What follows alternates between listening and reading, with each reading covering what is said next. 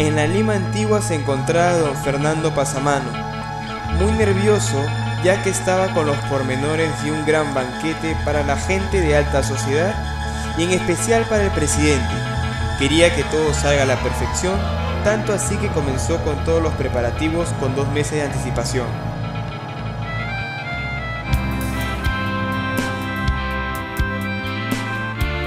Esta reforma trajo consigo otras más, como esas personas que cuando se compran un par de zapatos, juzgan que es necesario estrenarlos con calcetines nuevos, y luego con una camisa nueva, y luego con un terno nuevo, y así sucesivamente hasta llegar al calzoncillo.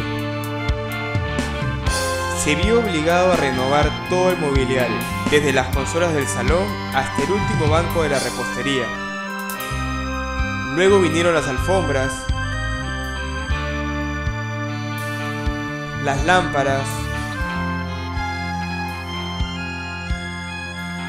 las cortinas y los cuadros para cubrir las paredes que desde que estaban limpias parecían más grandes.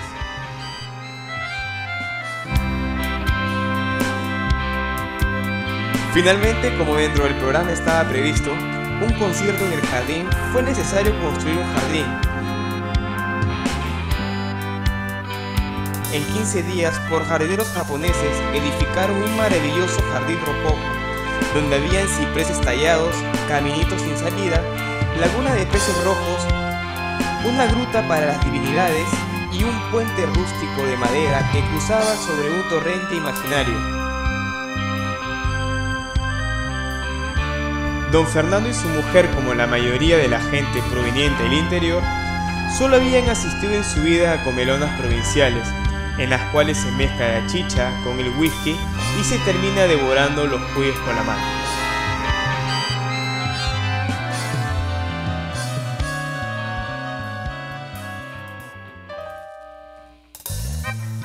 Al fin, don Fernando decidió hacer una encuesta en los principales hoteles y restaurantes de la ciudad, y así pudo enterarse que existían manjares presidenciales y vinos preciosos que fue necesario encargar por avión a las viñas del mediodía.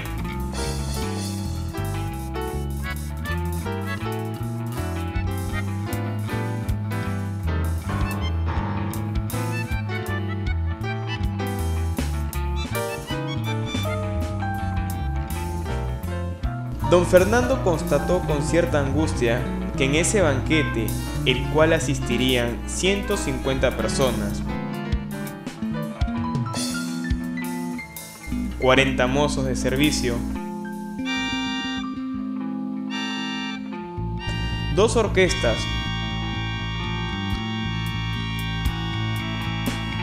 un cuerpo de ballet y un operador de cine,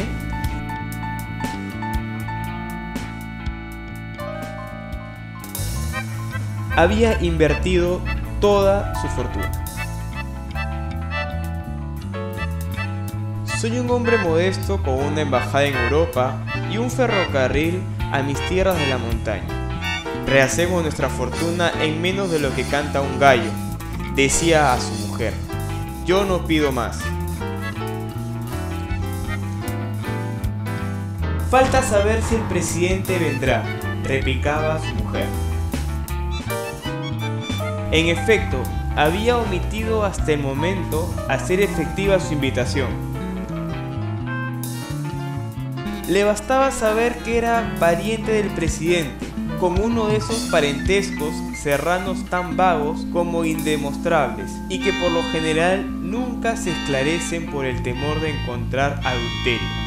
Para estar plenamente seguro que aceptaría, sin embargo, para mayor seguridad, aprovechó su primera visita a Palacio para conducir al presidente a un rincón y comunicarle humildemente su proyecto.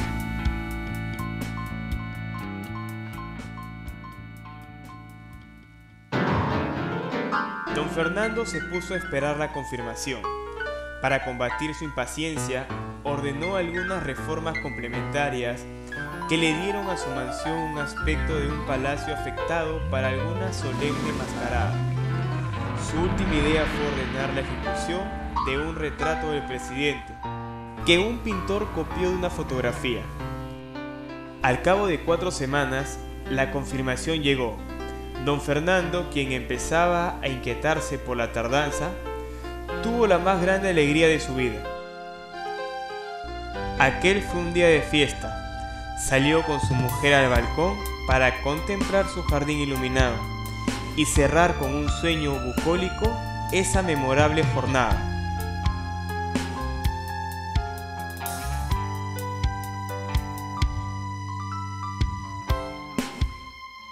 Don Fernando se veía a sí mismo, se veía en caché, en tarro, fumando puros, con una decoración de fondo, donde como en ciertos afiches turísticos, más lejos, en un ángulo de su quimera, veía un ferrocarril regresando de la floresta, con sus vagones recargados de oro, y por todo sitio movediza, transparente, con una alegoría de la sensualidad. Veía una figura femenina que tenía las piernas de un cocote, el sombrero de una marquesa, los ojos de una tahitiana y absolutamente nada de su mujer.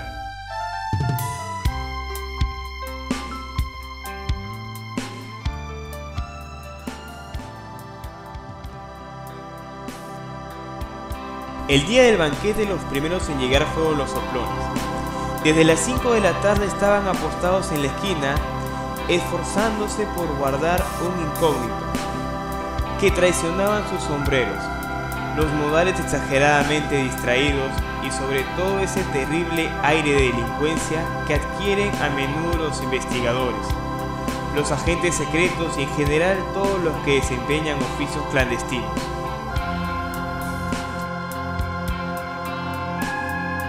Luego fueron llegando los automóviles. De su interior descendían ministros, parlamentarios, diplomáticos, hombres de negocios, hombres inteligentes.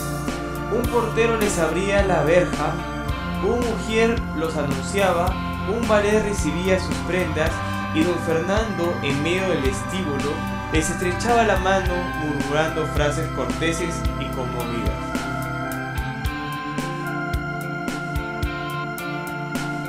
Cuando los burgueses del vecindario se habían arremolinado delante de la mansión y la gente de los conventillos se hacía una fiesta de fasto tan inesperado, llegó el presidente, escoltado por sus edecanes, penetró en la casa y don Fernando, olvidándose de las reglas de etiqueta, movido por un impulso de compadre, se le echó en los brazos con tanta simpatía que le dañó una de sus charreteras.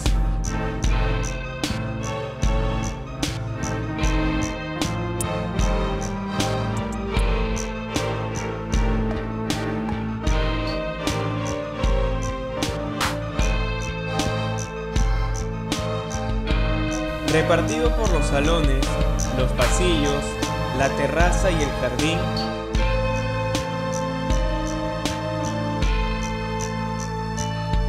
los invitados se bebieron discretamente, entre chistes, epigramas, los 40 cajones de whisky.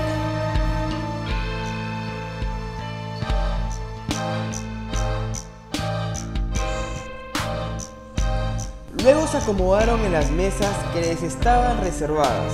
Lo más grande, decorada con orquídeas, fue ocupada por el presidente y los hombres ejemplares.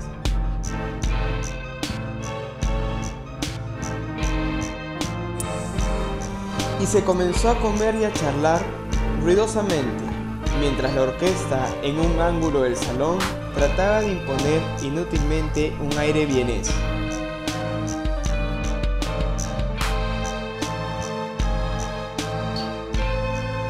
A mitad del banquete, cuando los vinos blancos del Rin habían sido honrados y los tintos del Mediterráneo comenzaban a llenar las copas, se inició la ronda de discursos.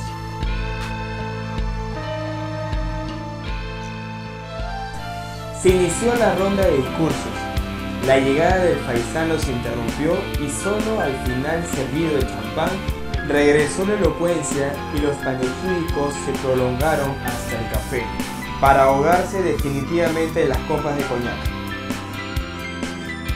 Al fin, cerca de medianoche, cuando el ministro de gobierno, ebrio, se había visto forzado a una aparatosa retirada, don Fernando logró conducir al presidente a la salida de música y allí sentado en uno de esos canapés que en la corte de Versalles serían para declararse a una princesa o para desbaratar una coalición, le deslizó al oído su modesta: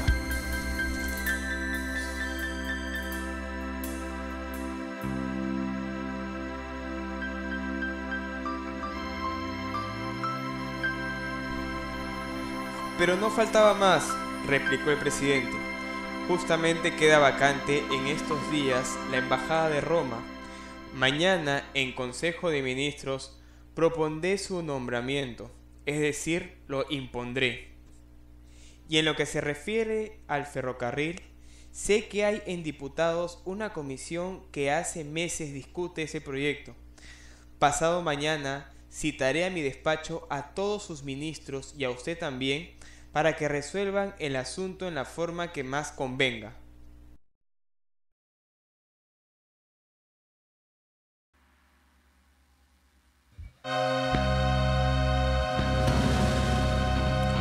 A las 12 del día, don Fernando fue despertado por los gritos de su mujer. Al abrir los ojos, le vio penetrar en el dormitorio con un periódico abierto entre las manos. Arrebatándoselo, leyó los titulares y, sin proferir una exclamación, se desvaneció sobre la cama. En la madrugada, aprovechándose de la recepción, un ministro había dado un golpe de estado y el presidente había sido obligado a dimitir.